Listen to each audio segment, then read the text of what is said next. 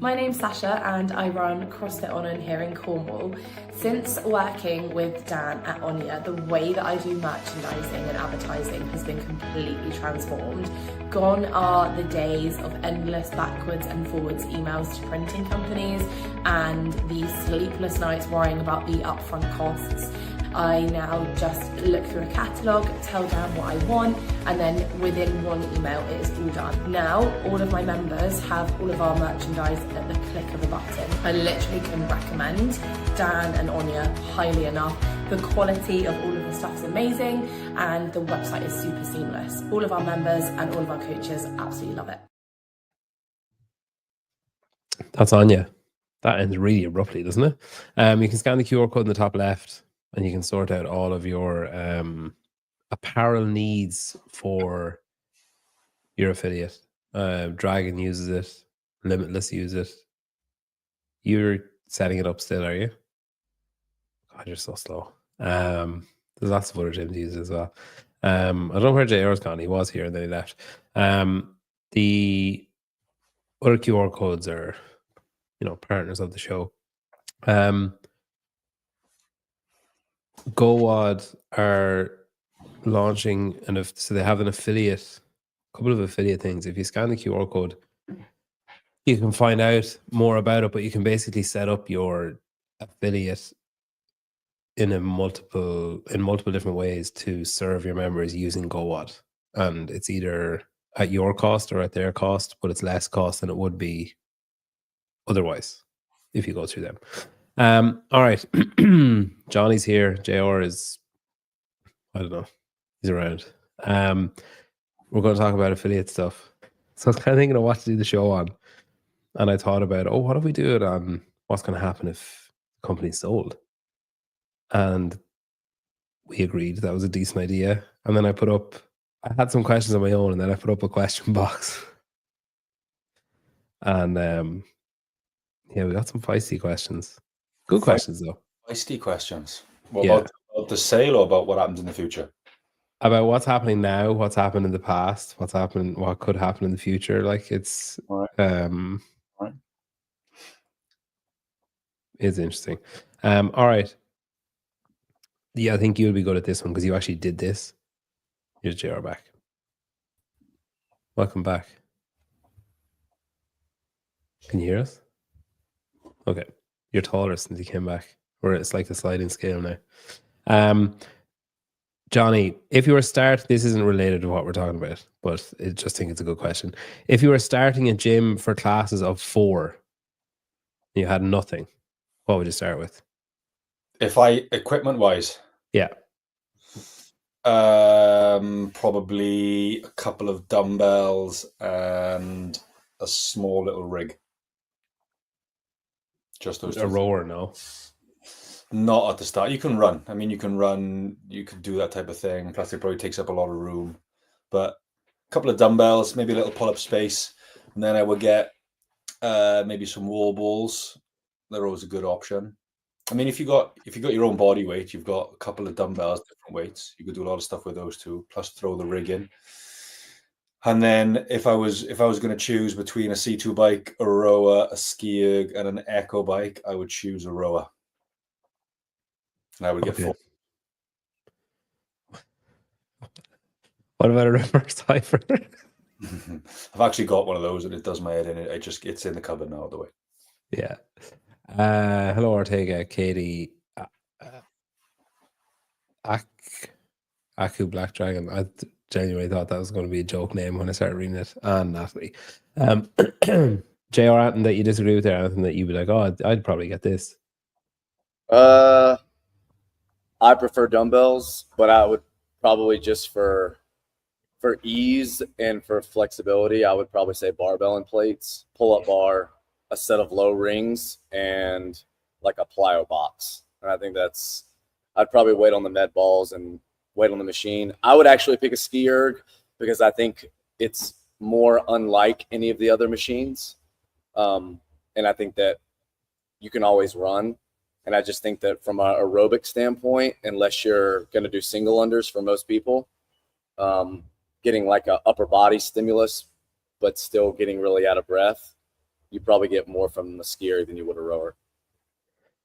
Some great suggestions: a belt squat machine, jerk blocks, all the essentials. One thing I would say, if you are setting, is someone who's been in this position, who's like helping someone out. I have like a set of 15s or 35s and a set of 50s or 22 and a halves. I switched the order of those. I'm sorry, JR, I know that pissed you off. But I get lighter weights because it's quite hard to say to someone, all right, we're going to do clean and jerks, get the 22 and a halves. It's just like, you should probably get some extra stuff. All right, are you having a nice Father's Day, JR? Are you being, is this you celebrating Father's Day? Like, just be like, I'm leaving. Well, I stay at the house until, I guess, 2 o'clock, and then I came up here. And I've been sweating since I walked in the door. It's like a swamp. It's like a swamp in here. It's terrible.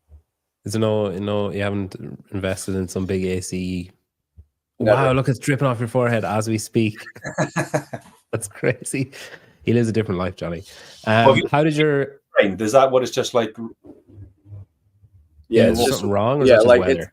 No, I mean it's been raining a lot, and when it's 90 degrees here in the south, and you have a big metal block industrial building, it's just like it sweats and you sweat. Yeah, it rained a lot here yesterday, but dry as a bone. Johnny, you had your golf classic on Friday, did you? No, it's next Friday. Oh, okay. All right. Charity day. Yeah, big day that is. Okay. The Irish mind cannot comprehend. Yeah. Listening. You're glowing. All right. We're going to talk about what could potentially maybe might happen. Give me this. Some of these questions are amazing. Susan went to town. Like rage typed, I feel. Give me a yes or a no to this one first. Right? Just a one-word answer. Would you still be affiliates if they rose the price to 8,000 a year? What is it now? I'm on staff, so I don't pay.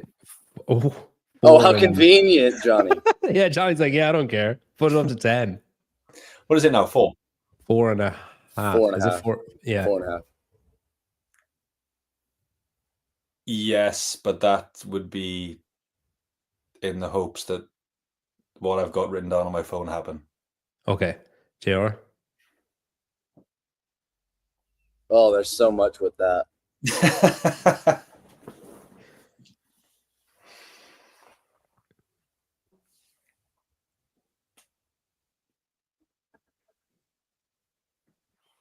Yes. Wow. Okay. I was fully expecting a no. I'm not going to ask why, because I think there's a lot of questions here that will answer why, I think. Right. Johnny, you're obviously a corporate shill. You're employed by HQ, but you're a straight shooter as well. So I think you'll be well placed to answer this. I'm going to go to JR first, so he doesn't steal your notes.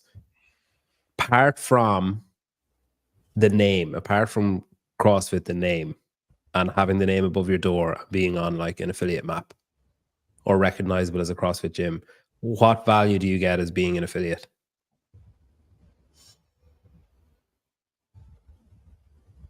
None. That's it. Mm-hmm. Like in my head, that's how I think of it. I think the name is everything, but also the name for me comes from a place of loyalty and not from a place of if I don't have the name, I'm not getting. Like I don't think of it that way as far as like receiving anything from the name. I think of loyalty, it as just like loyalty to like what you got from it, or like to Greg, or what? Because if it's to Greg, you should probably. I can tell you about a different affiliate you should look up. No, I think it's just loyalty to knowing like what the methodology started as and what the foundation of the methodology still is. Okay, yeah. Johnny, do you agree with that it's just the name, or do you think there's more?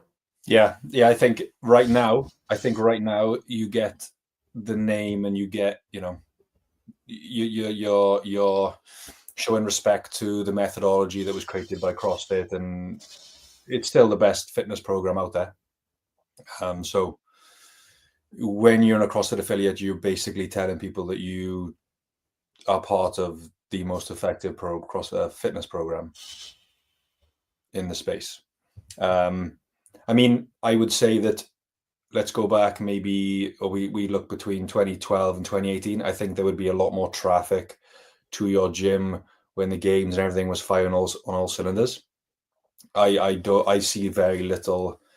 I couldn't tell you the last person that came to the gym because they saw CrossFit from somewhere else. It's always from a friend, the gym's Instagram, or something along those lines. So I don't see it as much as we used to. Hey, one guy went to CrossFit Charlotte because they watched Kill Taylor. That's good.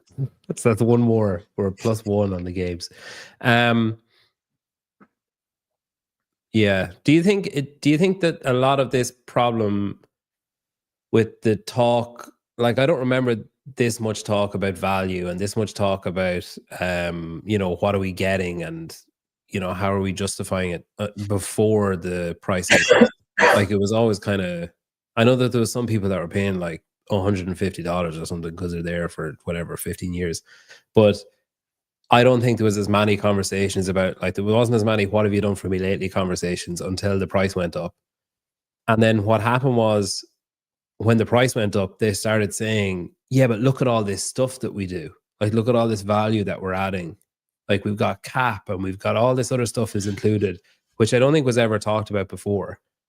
And then, do you think that set this mindset up of, but what am I getting for it? Whereas like 2 years ago, nobody asked what they were getting for it. They just either paid it or didn't pay it. And they were happy to pay it or they weren't happy to pay it. There was no like, well, I don't use the cap, so what am I getting? Yeah, I think back years ago, people didn't question it because they saw the value in it straight away. As soon as they opened a CrossFit gym, they would have people naturally coming into their gym that the brand CrossFit, through its media channels, through the games, through other people doing CrossFit, was driven towards the affiliate a lot more. And I think now, as that stopped happening and we haven't been able to figure out a way to get that back, we've sort of come up with other ideas about, we'll do an affiliate program, we'll do this and we'll do that. And I just think not everyone sees the value in the programming or the direction it's going now. So they're like, well, hang on, they've added these extra things, but it's not actually bringing people into my gym or helping me as an affiliate owner. And again, that's something we can get into as the show goes on, but I think people just didn't question it before because the value of it was in your face, whereas now it's not so obvious. What if they had just raised the price and just said like inflation and nothing else? Do you think there'd be less like, well, what am I getting for it? Or do you think that was going to happen anyway? I think you're always going to get the people that don't want to pay more for essentially the same thing. So isn't it basically sorry, go on. I think if it would have been gradual, like stepped, $250 a year for the past 10 years, I think it would be way less noticed. And I also think that like to Johnny's point, when we could see how much media was being pumped out and how much marketing was being done on our behalf, whether you were watching the games and you saw a commercial or an ad about someone who had lost 100 pounds, or you saw Killing the Fat Man, or you saw any of those things come across your YouTube feed, I think in a way we kind of knew we were paying that was going to something bigger. And because we don't get anyone walking in the gym anymore saying, oh, I saw this, or I heard this is what I need to do if I want to be able to play with my kids when I'm 80 years old. And it's a little bit more just word of mouth, or, hey, bring a friend, or it's the gym owners doing more to bring people in, as far as bring a friend Saturday, or, hey, we're gonna do this corporate wellness thing and hopefully we'll get a few members, or, hey, I wanna host a firefighter or a LED workout once a week, in the hopes that you get 1 or 2 members. I know I've been doing a lot more of that over the last 5 years. And before that, I wasn't doing any of it because there was just this slow trickle when it was still a buzzword. Now that buzzword has waned a little bit, I think it's a lot easier for people to look around and say, what are you doing for me now? Did you see that Rolling Stones article said that in, I think it was like 2017, 50 cents of every dollar that CrossFit made was going on the games, which is pretty crazy to think about. That's nuts. Yeah. The game should be epic this year then. So 50 cents of 4,000 times. There'll be an LED show there. All right. I'm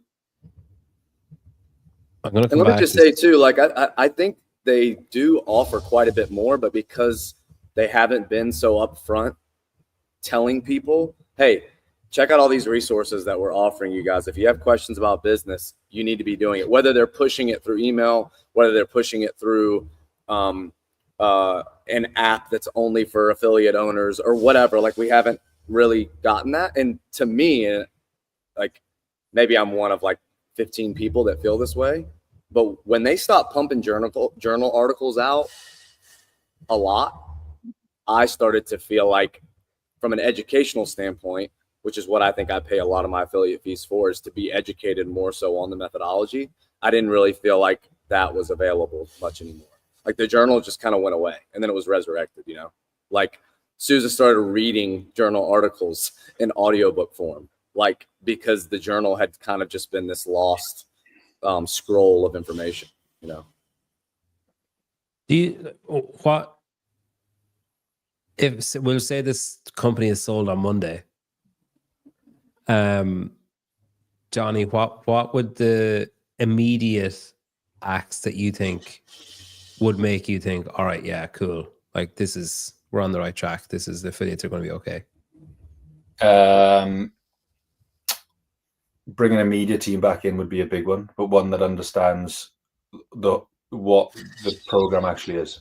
For me, that's got to be number one. The media team's got to come back in, and Tyson has been back now doing a lot of media stuff for the last, I would say, since the Open, since I've been chatting to him.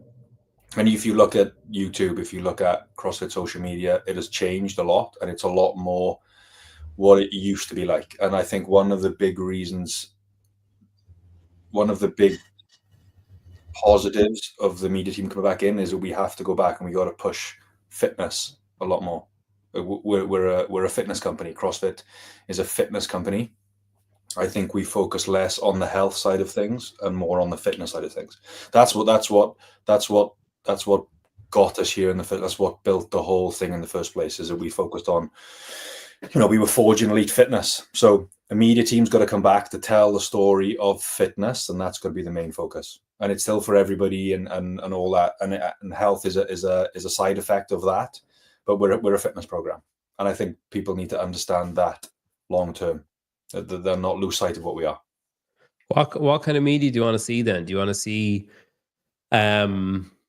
like killing the fat man stuff, like that kind of stuff coming back? Do you want to see more? Is it YouTube you're talking about, Instagram you're talking about? Do you want to see something every day, something long every week? Like what kind of stuff are you looking for? I think there needs to be, I think it just needs to be what's actually happening. I don't think we have to create. We haven't got to create anything in terms of like come up with fancy new ideas. It's just record and show people what happens in the affiliate and what happens with the elite athletes and what happens to people that's brand new, and just document it more. Like you can go on YouTube now and you can look at the road to the games, and you can look at Colton doing that Fran workout, and you can look at the views on those videos, and you can look at the views and the videos of anything else over the last 3 years, and the road to the games videos have trebled at least the viewership in a couple of days compared to months for the old stuff. That's the content that people want to see. So you got to tell stories about the seminars and film it and put it out in a way that makes people want to do the level 1s and level 2s, like make it look cool and help people understand what actually goes on in level 1 and level 2. Identify the games athletes. I'll give you an example. I always put in old videos from YouTube about all the old game stuff, the open stuff, affiliate stuff. There are 3 boys in my gym, super competitive. They love CrossFit, they do competitions. They started CrossFit maybe 3-4 years ago. They didn't know who Rich Fronin, Josh Bridges, Dan Bailey were. You go back 10 years ago, 7 years ago, that would never be a thing. So just pushing out just more of what's happening. More what's happening at seminars, what happens to the affiliates. There's no other fitness program that would have people that are work full-time, 40 hours a week, 3 kids, and then can do 15 bar muscle ups and clean well over their body weight and run a 6-minute mile. There's no other fitness program that does that. And we have to do a better job in showing that that's what this fitness program does, but it's a fitness program. And the workouts are the star of the show, nothing else. Yeah, I think to Johnny's point, and it's actually something that, Peter, you've told me before. Hopefully Johnny won't be too mad if I say this, but I think along the way, after the media team was let go, this notion that we should be focusing on the old Fs and fat Fs, right, was really not the way to continue to grow. I agree. We do not need to be fishing for the people that are dying. We need to be fishing for the people that are doing okay, but if they're not careful, they're going to start falling onto that side of the curve, or there are people that are already want to be fit and want to be healthy, but they just want to take it to a level that they've never thought was possible. It's not the people who are fresh out of the hospital with heart failure. Those are not the target audience for CrossFit. I just would very strongly disagree to anyone that says that. I agree. I think that motivation comes from within, and I think inspiration comes from outside. And I think the way that especially CrossFit Games athletes or seemingly normal people that are doing extraordinary things, that is the inspiration that some people need to get the motivation to walk into a CrossFit gym. But it's not from anything else other than seeing someone else do something that they think maybe they could do one day, or there's no way I could do that. Like, I think that that's what got me into CrossFit. And I think we lost a big side of that. This notion that people are going to see it and be turned off by people doing something they never thought they could. I disagree. I think it's the opposite. I think seeing someone like you do something you never thought you could do is what's going to make you try. Yeah, I agree completely. And that doesn't mean, like, to JR's point, I completely agree. And it doesn't mean that there's not a place for every single type of individual out there. It's just if you run in a gym and you run in a fitness program, you're only going to attract certain types of people. And that's people that see these workouts and they want to be the type of person that can do those types of workouts. And I think we've lost sight of that over the last 5 or so years. We can definitely branch off and help all those different types of people, but like your main target audience is going to be a similar type of person when you're looking to, take an affiliate that makes money and can play for, and do all the things that an affiliate should do. Yeah, it's kind of like when you go to the level one, I think it's on the level one, where you have the illness, wellness continuum or whatever, and you're like, this section here is where most people are going to be in your gym. Like, they're going to be slightly the wrong side or slightly the wrong side, but they're not going to be like way the wrong side, and they're not going to be like a fucking elite Olympian, 99.999% of the time, basically. Yeah. And that's real life. Like, you're probably not going to get that many games athletes if one, and you're probably also not going to get anybody that's, like JR said, like fresh out of the hospital. You're 99.9% of your person in your gym is going to be somewhere that sits around wellness most of the time. And they'll have periods of time where they want to push towards fitness as an individual. They'll have periods of time where life gets the better and they go back towards sickness. But the type of person that does CrossFit on a large scale is going to be somewhere around there and enjoys training and enjoys fitness and everything that comes along with that. And that's what we need to get back to. We're a fitness program. What would you say? Sorry, Jer, go on. I was going to say, we mentioned the media earlier and how it has recently swung back in the direction of the good old days. And I think we should notice that, because if I was just thinking about what are the 3 most recent Instagram posts from the CrossFit Games you can think of. One of them is Lucy talking about the level 1. Another one is Caroline talking about the level 1. And the other one is Jason's NSYNC thing. And yeah, like, they're very opposite ends of the spectrum. But Jason was also promoting the CrossFit Games and buying a ticket and seeing you in Albany. Like that. I mean, when I think about the kind of media, sure, the kind of stuff that was really cool was like 3-on-1 with Dan Bailey, right? It was like 3 media people against Dan doing that. That's really cool. But also, I remember when it was like, watch Dan Bailey do the workout of the day. Yeah. Watch James Hobart do the workout of the day. Watch Flowmaster Chuck Carswell do the workout of the day. And like, you knew that was coming every day. I used to always look at .com, but I used to enjoy watching people actually execute the workout, and they would talk over it and talk about strategy. And like, it was just that kind of stuff is because like Johnny said, the methodology, the programming, the art is the show. And that should be the focus. Yeah.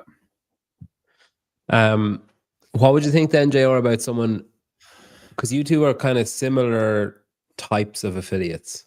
Like you've similar ethos and programming beliefs and that kind of stuff compared to, say, someone, there's different types of affiliate owners who run almost like boot camps. Like they have like their 40 to 60 year olds is their main clientele because of where they live or because of how they set themselves up or whatever. And then you have the ones that like really focus heavily on teenagers, the ones that really focus heavily on like former addicts or whatever.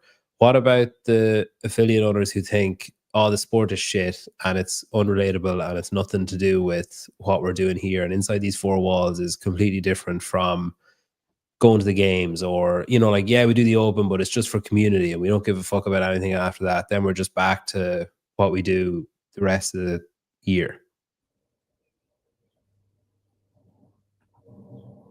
Yeah. Sorry. I was thinking about how I wanted to approach answering that.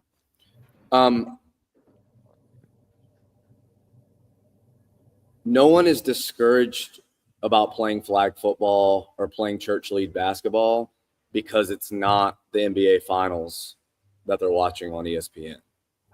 There's nothing about that. There is a certain level of relatability to it, but they understand, hey, they are playing the same game, but they're not doing the same thing that we're doing. And for some reason, I think that there's this weird disconnect with CrossFitters in the gym and what they see people doing at the games. And they can't understand that that's the same thing. Whether you're the coach of a church league basketball team or the coach of a CrossFit gym, the way that we've talked about this before, the way that you verbalize that and articulate that to your members of like, hey, this is the tip of the spear. We are more so the base of the shaft, right? But we're both doing the same thing. It's just varying by degree, not kind. I think just being able to talk to it is the major issue. It's not this like, I'm kind of put off with the games because it gives people this false sense of like what we do in here. It's degrees of what they're doing in there. It's not like it's a completely different thing. Yeah. There's a lot so since the last sale, one sale, I don't fucking know. There's been a lot of external employment made, or like, hey, let's get this guy from Facebook, let's get this guy from Pinterest, let's get this girl from Nike, let's get this girl from, God, they're all really specific people. Let's get this girl from Iceland Foods, let's get this guy from McDonald's. They're all fake. Do you think is that a problem? Like, like you're saying that you need the media team back and you need the media team to understand what CrossFit is, etc. But then you have everyone from board members down to C-suite employees, down to like leaders of different departments, down to employees of different departments that are like, oh, I saw this job on LinkedIn and I applied for it, and I better Google what CrossFit is. Yeah, I think one of the big mistakes we've made is employing people that don't actually know what CrossFit is. It's not the same as selling clothes or trainers. Everyone needs clothes and trainers and food. Like, CrossFit's a different thing. Like, there's a lot of other types of fitness thing you go out there and do. Like, CrossFit is obviously the most effective program, but how you sell that to people or how you get more people to start CrossFit is very unique to CrossFit. 'Cause it's not like anything else. So I think you have to have people at the very top. I speak to Andy about this a lot. It's like, even in the UK, one of the most beneficial things you could do for the UK is to take the top 10 gyms in the UK, that have a lot of members and, make money and do all of these sort of tick boxes you want a good affiliate to do, and put them on a map and say, this is how these gyms do it. And I think that's also got to come from the top as well. It's like, you have people in the top that understand what the program is. It's a fitness program, and this is how we scale people to progress them, and this is how we run these different types of classes, and then that can trickle down from the top. But if people at the top are like going in one direction and this direction, it's just, for me, it's all the wrong direction. It's all going the wrong way. It's not going to help anybody below that either. So I think we need people in the top, at the top, making decisions for everyone below, that people have run successful affiliates and understand what the program is and what it isn't, and let it all trickle down from there. Because without people at the top understanding exactly what the program is and how to run an affiliate, you haven't got anything. You haven't got the affiliates, you haven't got anything. Because the games is just going to cost money until there's more people and bigger sponsors coming in. So without the affiliates, without the training department, the seminars, we haven't got much. Yeah, I was going to say, like Greg was talking, it was probably one Wednesday when he was on a live show, but he said this really simple thought, and it made a lot of sense to me, where he said, those people, they can't help you. They have no idea what you do. It's just very simple as that. They've never been in the affiliate. They've never coached in the affiliate. They've never owned an affiliate. They've never gone after people that are trying to tarnish the CrossFit name. They've never gone to war for you, so they can't really help you. Like they haven't been in your trench, so you can't expect them to know how to feed you, educate you, protect you, all this kind of stuff. And I think it was a really just novel concept. Like, to Johnny's point, you care, and everything else you can be taught. But if you can only, I think, really care if you truly know what it's about. I think there's a weird, maybe, I don't know, maybe this is a common thing, but I'd love to see them rolling up their sleeves and diving headfirst into a comment section. I'd love to just see, like, Don calling someone a prick. That's all you used to see. That's all you used to see. Yeah, that's what I mean. It's just like all the Russells and everybody just I feel like we do it a lot. Like, I feel like I don't think I should be arguing with some dickhead in the comments who misquotes the definition of fitness in a fucking YouTube video. I feel like there should be, I sent that to JR. There was like 15 comments. I was like, I actually think I'm starting to think I'm wrong. Can you just check this? Because this guy's so dumb. But like, I feel like there should be just someone like fucking Jenna or someone should just be like, all right, fuck this, I'm going in, and just be like, hey, dipshit, you're wrong. And you know what I mean? Just a bit like aggro. Like CrossFit was always so counterculture and so against the grain. And so, you know, like, take our shirts off, don't give a fuck. Like, we have crack on our t-shirts. We'll turn people from 7s into 9s. We like, all that stuff was just so crass and so in your face.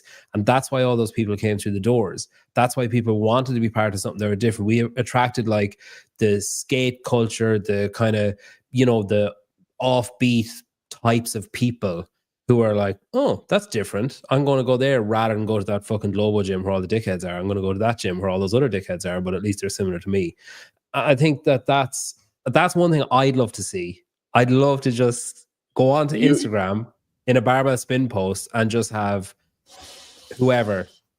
Don isn't going to do it. And like, I mean, fucking hell, it needs to go anyway. But we have, say, Dan Shafi comes in and just comments like, hey, shut the fuck up, you're wrong. And just nothing else. I'd be like, yes, oh, captain, my captain. I'd be standing on my chair. I'd love that shit. Yeah, that's the way it used to be. And you would have loved that. You would have loved that mindset of just like, hey man, come try it out. Or you can go across the street and your workout's going to be whatever our warm-up is today. Yeah. I mean, that people were attracted to it because it was edgy, because it was like a fitness fight club. Like they wanted to do it because it was different and because it was brash and because it was a little bit arrogant and cocky, because we knew we had the best thing that you could possibly do. I feel like if Johnny did that now, if Johnny, you know, took off his gloves and started heading into comment sections and morning chalk up, barbell spin, whatever else, I would be very confident within 2 weeks he'd get an email. Yeah, saying like, hey, can you jump on a quick chat? Yeah, I mean, just I would quick catch up. I would love that job if it's ever going. So, but yeah, I probably agree. I think one of the reasons we were like that is because we knew I think we just knew we were right.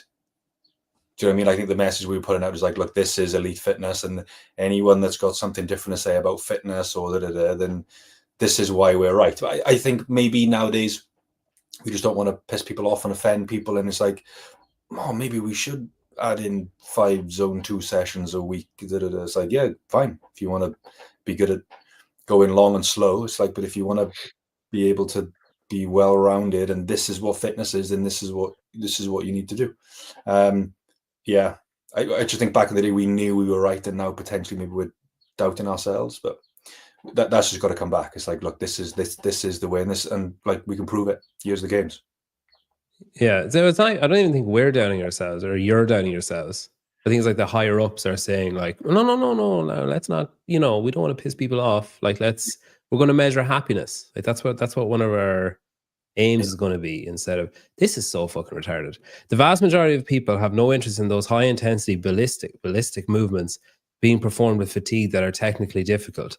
The reason Hyrox is gaining so much popularity is that the movements are attainable. Who the hell can handstand walk? And then the best response, Ortega, I can. My daughter can. That's a great response. But it's like Jeff, you're just not up for handstand walking. That's cool, man. Like, good for you. But a lot of people see it and want to do it, or are coaxed into doing it by their coaches to be like, hey, look, you just got upside down at the wall. Let's move away and see what you can do over here. I was gonna say, and also too, if you're going to a gym that has coaches or an owner that isn't okay with you just saying, hey, like, I want to keep getting as fit as I can with age, but I just don't care anything about being able to walk on my hands, and they're not okay with that, and they're not okay with you doing something similar to it, but is going to give you the same stimulus, then that's the problem with that gym. That doesn't have anything to do with the movement. Yeah. I don't understand why people have just got such a bee in their bonnet about doing things under fatigue. Like, why not? I feel like maybe Jeff can't do handstand walks under fatigue, but he can do them fresh. Maybe that's what the issue is. Sorry, go on. Fatigue. I don't get it. But they probably think there's more of a prevalence for injury. I mean, anything's dangerous if you do it with poor technique, but we care about technique more than any other fitness program that exists. The Hyrox is so successful because you need very little technique. And it's also an immediate buzz. Yes, entry is extremely low. Yeah. That's $200. Oh, yeah. You can work. I think these two comments are linked. You can work hard and teach hard things without grudge. Is our identity you can achieve goals through hard work or blood on the bar and hair all over the floor? I don't understand the hair bit. Hard work. No, I think, again, people misinterpret what high intensity means. High intensity just means working hard. It doesn't mean work so hard that you leave skin and blood and hair on the barbell. But it means basically, if this is a 20-minute workout, you're trying to get as much work done as possible while moving with very, very good technique. It's not move as fast as you can, regardless of how it looks. That's never been the program. It's you're looking for A+ times, but your movement is still going to be like A- at least. It's not A+ times with F grade movement. Is this true? Medeiros did a video on Murph and refused to even say what the workbook was about, and cut the video when the box owner started talking about the military to talk about discussing lack of honor. There could be backstory to that, though, of why. Yeah, because he wouldn't have edited it, first of all. But yeah, there might be I need to look into that. Earlier comment saying we lost our identity, basically saying we've gotten soft the way our gym looks. Yeah, I'd agree. JR, what do you think are so media is top of Johnny's list is media who are boots on the ground basically, or have been in the trenches or are in the trenches currently. What do you think? What's your this needs to happen?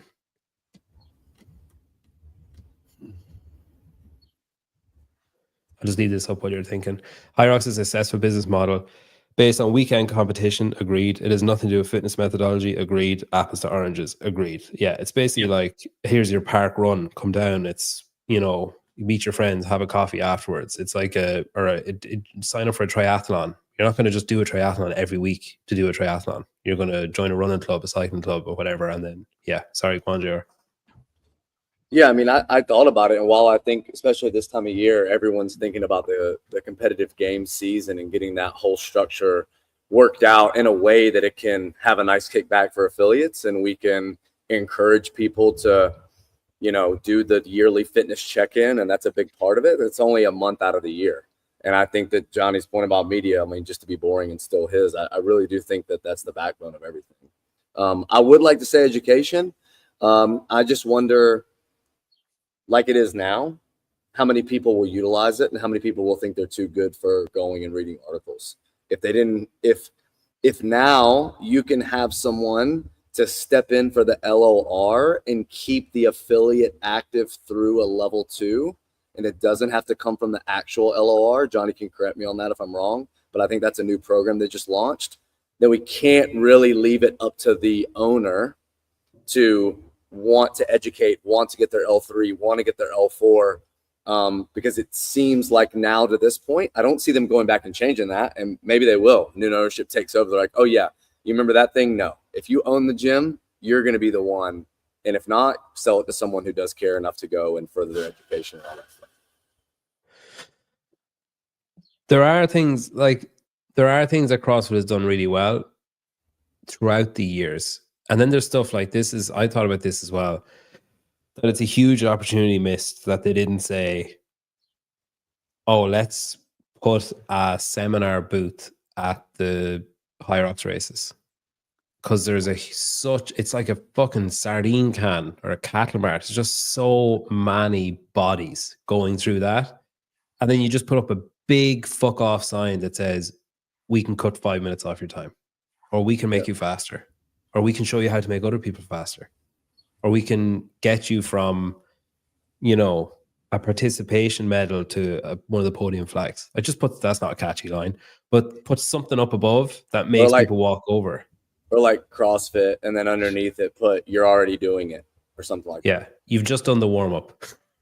Yeah, I mean, most people that are competing in High Rocks right now are from CrossFit gyms or from gyms that are probably watered down versions of CrossFit where they don't do handstand walks or CrossFit, not CrossFit. skill movements under fatigue or whatever.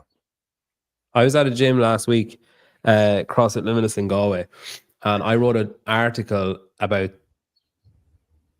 maybe 3 years ago, that they were Ireland's first High Rocks affiliate, along with 80/20 up the north. And he said, we were the first to affiliate and the first to de-affiliate, because we were like, this is fucking pointless.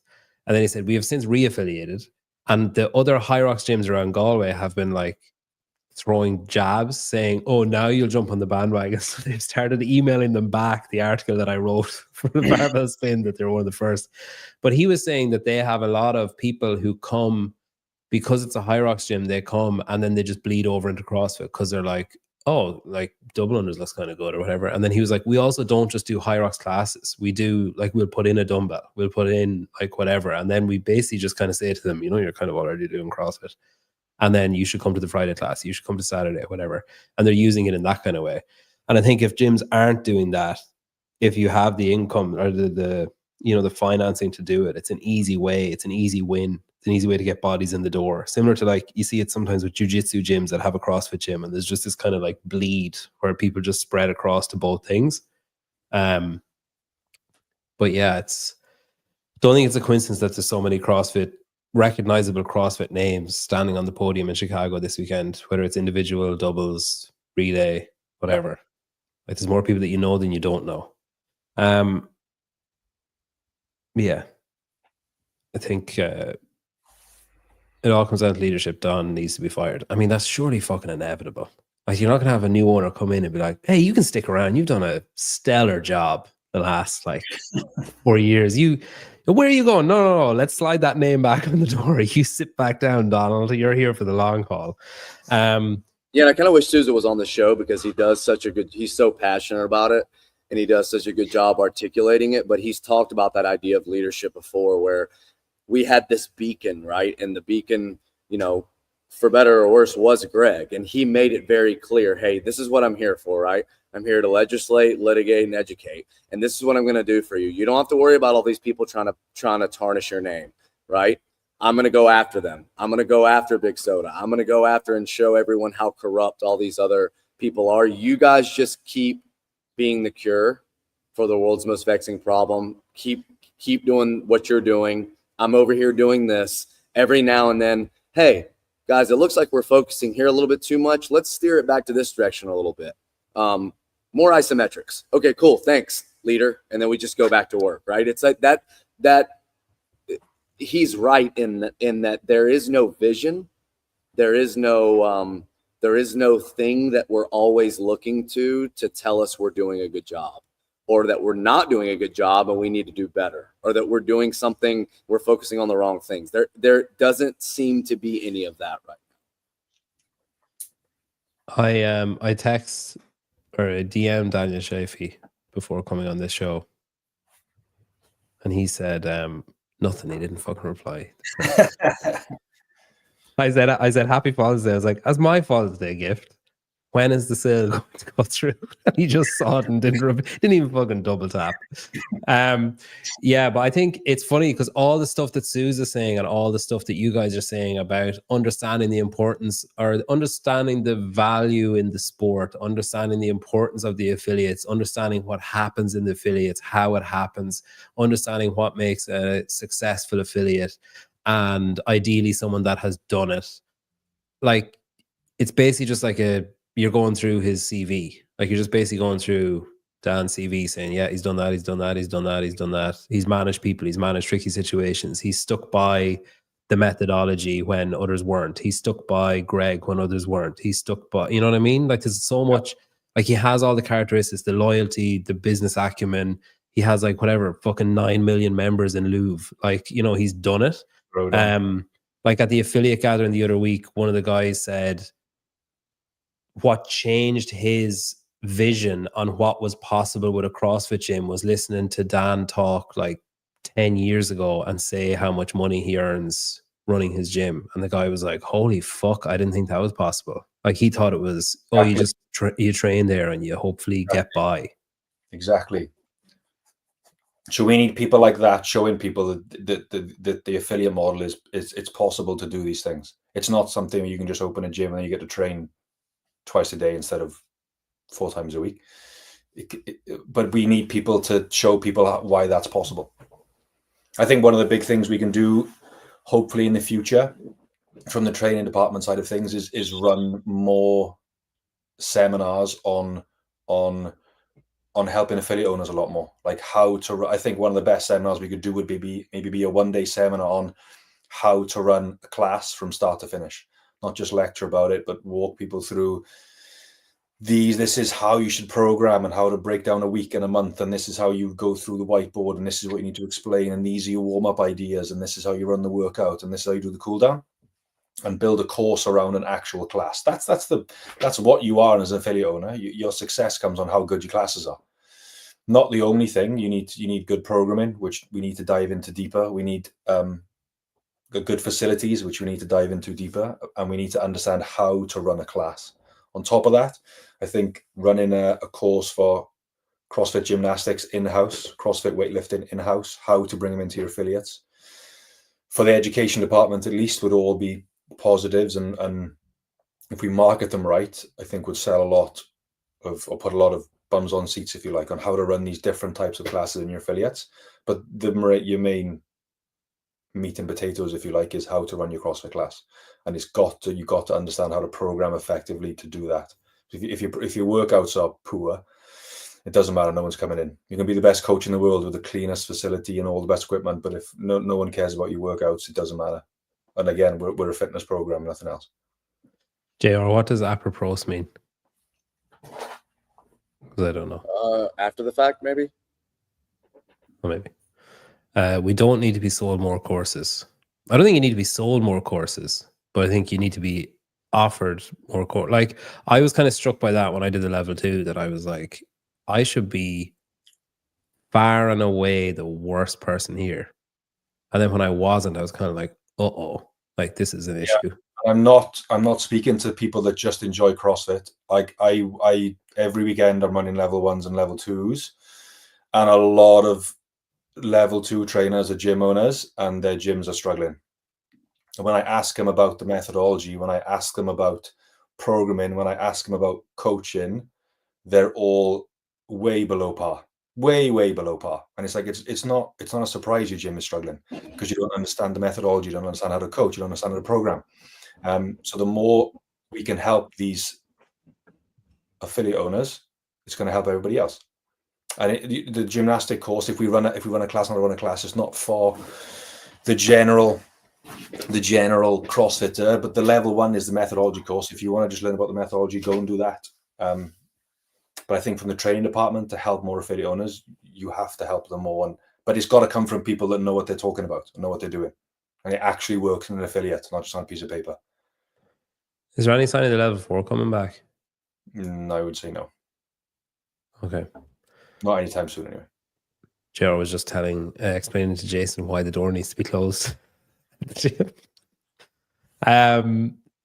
What do you think, JR? Would you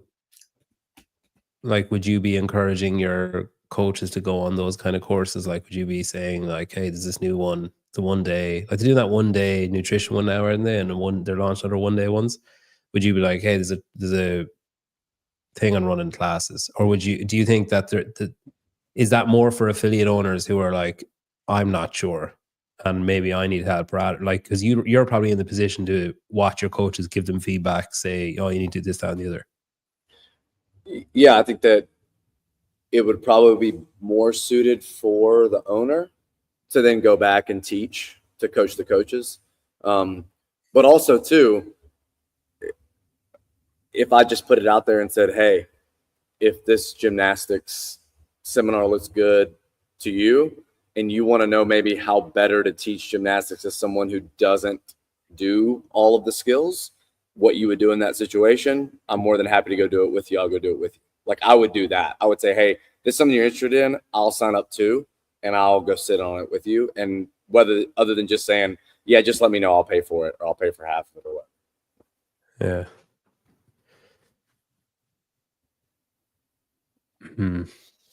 Do you think remember that affiliate video that Sevon and Sousa did with Two Brain, and it was like, you make an advert, whatever,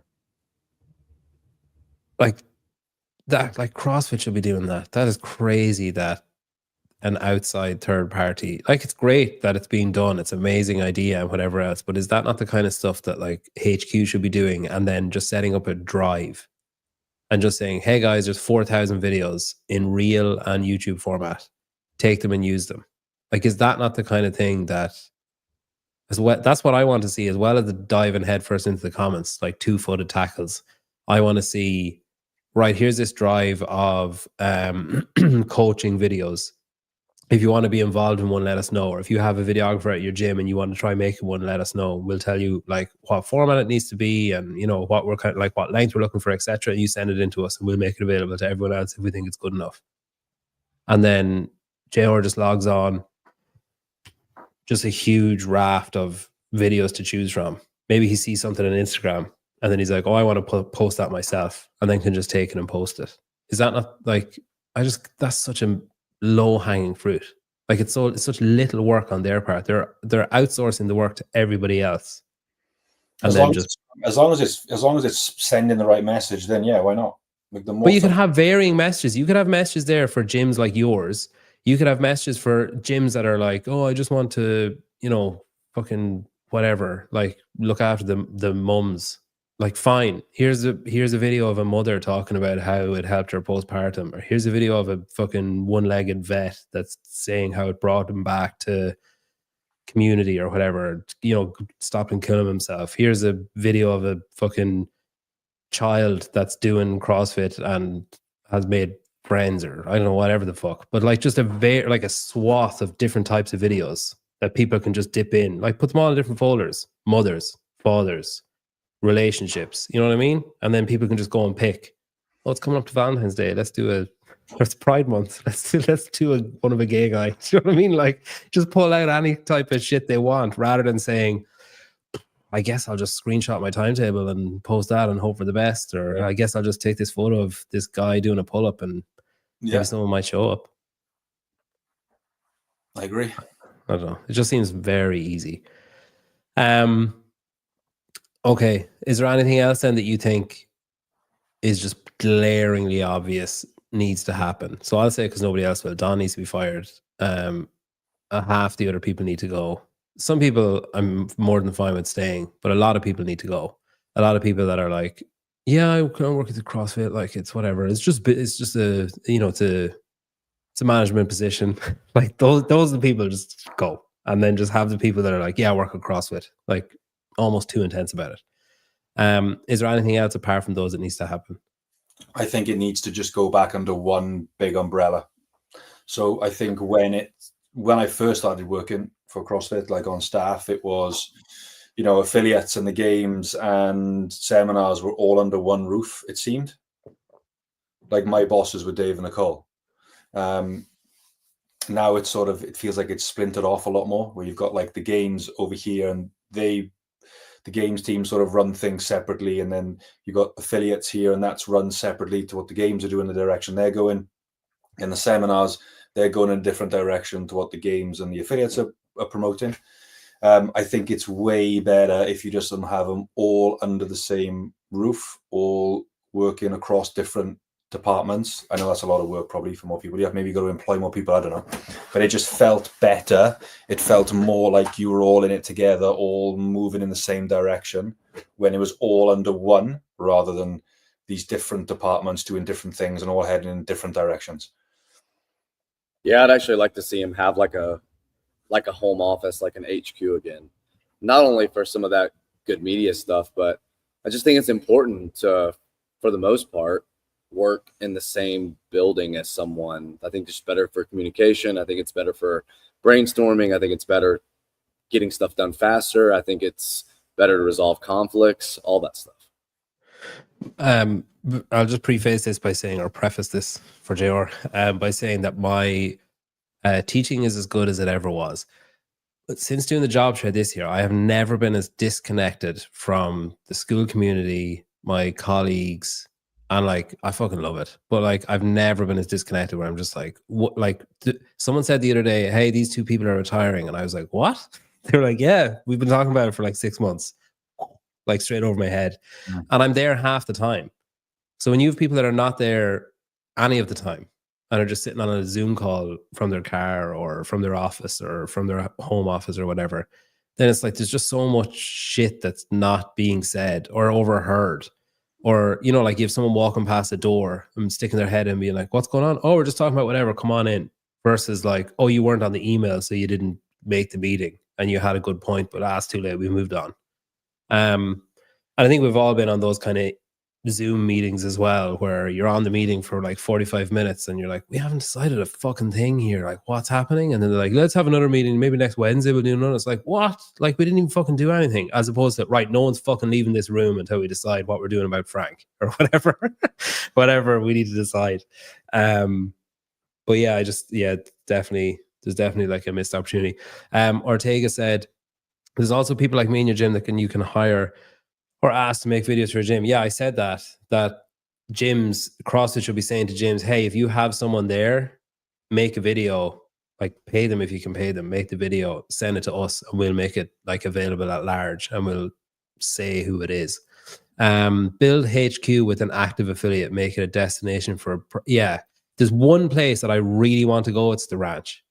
And it's because of all the history and because of everything that's there. And if there was a HQ like Rogue, like a massive fucking office with a huge, like incredibly well ran, incredibly well coached affiliate, everybody would want to go there at least once and just be like, oh shit, this is amazing. All right, there's another couple of questions. Has anybody got a point they want to raise before I launch into these questions? Just right. Not a point. You guys have fun. I got a coach. Okay, enjoy. See ya. Goodbye. I got Magda, and runs media for 179, does all our videos. And when we had CrossFit UK reposting our stuff, people moaned that it was favouring 179 over other gyms. What? Yep. So now if you look on the UK page, they hardly repost the videos we put out. And most of them are just like, you know, trying to help other gym owners to try and understand what we do to try and not copy it, but like ideas. And they were like, "Oh, well, you're just favoring 179. So why are you doing that? Why don't you share some other gyms?" That is insane. But then you know that sometimes that's what you're battling against half the time. But favoring in what sense? Like, how is a gym in Scotland being like, fuck's sake? Surely the only people that could say that is a gym in 5 minutes down the road. No, I assume it would be like, well, why aren't you reposting any of my videos from my Because it's gym? shit. Because you don't have Magda. That would be my response. But Yeah. Okay. Some of these I haven't read. Is Don Fall fit to lead still? Who should replace him? I don't think he is, and I think Dan Shafi should replace him. I would say Dan. Yeah. Oh, have you ever done a town hall, Johnny? No. Have you ever watched one back? No. Okay. What would make you want to do one, or would you? Is that just not your thing? What is it? You know the town hall affiliate meetings. You know where it's like it would be like Don and oh my god, I'm fucking blanking completely. This is completely unintentional. Oh well, what's his name? Jada Coods. Yeah, Jada Coons and maybe one or two others. The only thing that would make me watch something like that is if it was coming from people that have done what I want to do. So they've run affiliates, or do you know what I mean? They've yeah. I'm not So interested. if it was like Dan Shafi saying, all right, we're going to have a town hall and it's about how to get your revenue from X to Y, or it's about how to get your membership from A to B, or how to get your whatever. Yeah, this is how we develop coaches. This is how we run our sales, or whatever it was, because I know he's doing it and he's done it and he's made mistakes and he's learned from them. Isn't the Wit guy going to be CEO? No. Go and check LinkedIn. Actually, Suze, if you're still there, go and check LinkedIn, or I'll send it to you. All right. We did that one. Is there a scenario where you can see yourself not renewing your affiliation? Me personally, no. I owe a lot to the methodology and I owe a lot to CrossFit. So there's never going to be a time where I'm not a CrossFit affiliate, or I don't work for CrossFit as long as, I wanted, I guess. But I do think we've been shooting ourselves in the foot and heading in the wrong direction for a number of years. And it just frustrates me more than anything, where I think like we just made some simple changes about the media and how we promote stuff, and we would be way further down the road. We should be dominating the fitness space in terms of affiliates. Yeah. Thinking of what Rich said, this is a two-parter. Or no, it's not for you. It's a two-parter for me because I have to read 2 boxes. That's a one-part for you. Thinking of what Rich said about if it was another private equity firm, he could move away. How does a community keep the methodology alive if that happens? Yeah, you kind of can't help but feel like if Rich moves, it's going to be like, oh, fuck, that's quite a large statement. Yeah, if Rich does decide to leave, that's obviously going to be a massive blow, because there is no other athlete bigger than Rich in terms of what he's done at the games, but also at the affiliate level as well, and everything else that goes along with that. So that would be a big blow if that was to happen. I feel like he has so much sway as well. Yeah, and I would say he's earned it over the years. If he was to say, you know what, fuck this, that a lot of gyms will be like, well, I mean, if Rich isn't, what am I going to do it for if he's not doing it? Like, he's one of the most successful affiliates. Like, why would I? He doesn't see the value in it. Or you try and find a place for him. Yeah, if he'll stick around. I think I've kind of covered everything there. And we seem to have landed on increase the media, increase the production of quality focused media. And people that we need to be aiming it at. Yeah. That's what I meant by focused. And hire, we both seem to think hire Dan as CEO. Have a HQ. Yeah. I think that decisions should be made on the games if it affects positively on affiliates and seminars. How do you mean by that? So like decisions, like for example, like changing the game season, for example, might benefit the tiny pool of elite athletes, for example. But if it doesn't benefit anything lower down than that, then it should be deemed a bad idea. Does that make sense? So like, Yeah. okay, make these changes at the games level, but what does that do to affiliates? So it's probably going to decrease participation in the Open and the next quarterfinal stage. Well, it's a bad idea then. But the problem is now, in my opinion, is because they're all separate, you're looking at decisions in a tiny little bubble potentially, and you don't think about the effects it would have on the affiliates and seminars. Like decisions and changes we make or add into seminars should also benefit affiliates and the games potentially. So then it's all, everything's pushed in the right direction. It's like, this is what we're aiming at, and all three of these things are going to all aim towards that. Yeah, even you have, like, say Dave comes in and says, all right, we're going to do the Open and then we're going to do this. And then you just have someone else who says, I don't think that's, like, people are going to be really pissed off, but like the gym owners are going to be really pissed off about that. And then it's like, and then it even just starts like, well, why? Because of this, this, and this. And then Dave can say, no, but think about this, this, and this. You know what I mean? As opposed to just like decision. And then everyone's just like, fuck's sake, afterwards. Like that, at least the awkward conversation might happen at the start, and then everybody's singing off the same hymn sheet coming out. I also think there needs to be a unified voice. And that doesn't have to just be one person. Like, it doesn't have to be like Don. I mean, it shouldn't be, but it doesn't have to be like the leader. But there has to be people willing to step out and say an answer to a question, whether it's a hard question or an easy question, as in whether it's something positive you're talking about or you're being criticized for something. You have to have people that are willing to step out in front of everybody else, like Dave did when he's just kicked off on his own and did the weekend review, because he was like, fuck it, and did the affiliate interviews and did the athlete interviews and all that kind of stuff.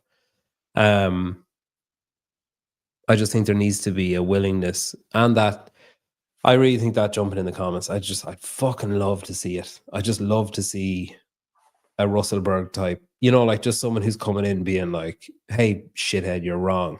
Here's why. Yeah. Like, hey, no, that's not correct. Here's why. No, you're wrong. And just willing to punch people in the comment section. Like, there should be, I go through Reddit pretty regularly and get like, I feel my heart beating faster at the retardedness that happens in there. And there should be someone else in there that's just like going in with a machete and just being like, no, that's wrong and this is why. And then just like, because when I say something, it's just automatically downvoted 8 times because I'm friends with Hiller.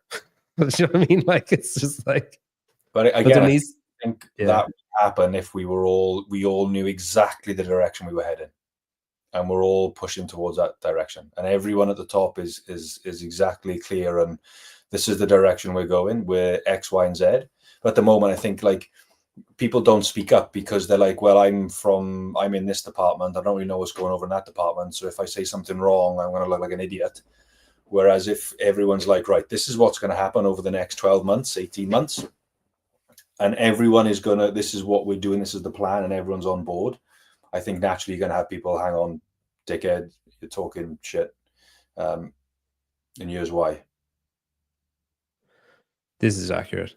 If you go onto a Reddit subthread of CrossFit with a new account and defend CrossFit methodology or just anything, if you don't just say, yeah, Dave's a prick and he killed Lazar, you're automatically downvoted like 8 times. Like, it's fucking nuts. It's really crazy. It's like walking into a room and just having people boo you. Just when you enter the room, you're just like, and people just start booing. You're like, forget it. You just close the door and you just let them all talk about how dumb everyone else is, and then you just leave it. Like, there was a guy yesterday, they were talking about the sale of CrossFit based off my drunk reel the other day, and someone said, yeah, this is what I heard. And then someone replied and said, what proof do you have? And then it was like, well, everyone signed NDAs, but I mean, stuff kind of slips out and you hear some stuff and you piece it together and you hear it multiple times, you think maybe it's true or whatever. Mm-hmm. And then I can't remember what the guy replied, but he replied something really specific anyway, that he knew. And I replied and said, what proof have you got? And he said, and he just replied, involved. I was downvoted for saying, what proof have you got? And he was upvoted for saying involved. He didn't even fucking say anything. Crazy. Yeah, it's fucking nuts. All right. Yeah, there's a lot of work to do. Whoever, like, I mean, fuck me. There's just so much shit to wade through. Whoever comes in. There is a lot of work to do. Yeah. I just think we're lost right now. I just think we're lost in the direction we're trying to go, what we're trying to do. I don't think we understand what we have. And I think we need to figure out what we are. And I think we know exactly who we were between the start of CrossFit up until 2017, 18. Like, we're a fitness methodology. We're the most effective fitness methodology out there. Anyone can do it, but it's not for everybody. And if you're a very talented athlete, this is the level of fitness you could achieve, and that's what the CrossFit Games is. And I think people just need to understand that the games cost a lot of money, and there aren't any massive sponsors pumping money into it anymore. So we have to almost build it up again from scratch and make it attractive. But the only way that happens is everybody involved in CrossFit is on board and pushing in the right direction. Affiliate owners, people that go to gyms. The way to get regular members interested in the CrossFit Games is to get out content and media of the athletes from CrossFit's perspective. You can't rely on the athletes to do it because it's all spin on them, and it's their own brands. Whereas when you watch a video from CrossFit, you get CrossFit up on the screen and it's pushing people towards CrossFit. That helps affiliate owners understand everything else. It gets more people in gyms. More people in gyms go to more seminars, and everyone builds off of that. Whereas at the moment, I think we're like arguing amongst ourselves half the time, and it's not helpful to any department in the CrossFit space. Did you see that Castro's logo was on the shirts at the 250th Army birthday competition and not CrossFit? Also, he used Flowmasters judges. I saw like chucking them there. Yeah. He's not against what the memo that CrossFit put out about work. Yeah, listen, Patrick, snitches get stitches. No, I actually don't give a fuck, because I think that's like one of CrossFit's, especially in the States, their largest potential market is like people who are in the military or in like defense and want to increase their capacity and stuff. And I thought it was cool as fuck that his logo was on it was on like the sleeve of the t-shirt or whatever. And it was Rogue Katie was there, and there was, I mean, Bill was probably there too. He's just never in a photograph, but there was like those Rogue logs and like all Rogue shit everywhere, and it looked cool as fuck. We should more stuff like that, not less. Yeah. It's the counterculture thing. If there was a memo put out about work and he broke the memo, I'm all for it. Like, because that's what CrossFit is supposed to be. It's supposed to be like, I can't do it. All right, fuck, watch me do it then. Like, I'm going to do it bigger than I was going to do it if you would let me do it. There was something else that you said there that, fuck, what are we talking about? I was going on for a bit, talking about how everything helps everything else. Yeah. Dave should be CEO. People would lose their shit, and I'd love it. It would be incredibly entertaining, and Reddit would be whoa. Like, that would, like, someone might actually just explode. Like, they might just burst from rage on Reddit if he was made CEO. All right, I can't think of the other thing that I was going to say. I mean, Dave gets it. You look at the way he ran the games beforehand. All of the seminar staff were the ones that were judging at regionals and the games, and it wouldn't have been him to decide to stop that. It would have been a business decision on expenses, flying people over to judge this, that, and the other. So, yeah, I kind of feel like whoever takes over should just be like, all right, Dave, here's what we're trying to do. What do you think? And then he just says, yeah, cool, I like it. And they just like have his reins, and they just go, all right, off you go. Yeah. And they're just like, this is the direction that we're going in. Are you happy with that direction? Yeah, cool, off you go. And then just like, you do you. Yeah, like the games thing.